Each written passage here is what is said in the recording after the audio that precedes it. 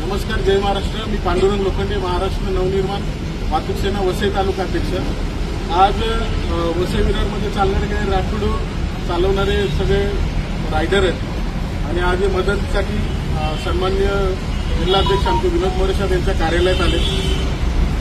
हे जे रॅपिडो चालक आहेत यांना गेल्या 2-3 दिवसापासून काय आरटीओकडून एक ट्रॅप केलं जातं. त्यांची गाडी बुक केली जाते आणि बोलवून त्यांच्यावरती असे 10-10 हजाराचे 15-15 हजाराचे मेमो चलन मारले जातात आणि यांच्या गाड्या जमा केल्या जातात आरटीओकडून.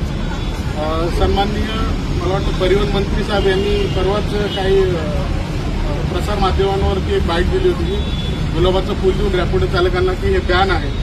परंतु मला असं वाटतं की तुम्ही रॅपिडो चालकांना गुलाब देण्यापेक्षा हे जे काही रॅपिडो कंपनी आहे याचे जे ऑनलाईन ॲप आहे, जे प्ले स्टोअरवर उपलब्ध आहे ॲप आहे, त्याच्यावरती तुम्ही बंदी आणायला पाहिजे. त्या ॲप बॅन करायला पाहिजे. त्या कंपनीचं जे ऑफिस आहे ते ऑफिस बंद करायला पाहिजे. तुम्ही जर सामान्य त्याच्यामध्ये बरीचशी मुलं ही सगळी मराठी मुलं आणि आता यांना ते 10-15 हजार रुपये यांच्या गाड्या सगळ्या आरटीओने जमा करून टाकलं.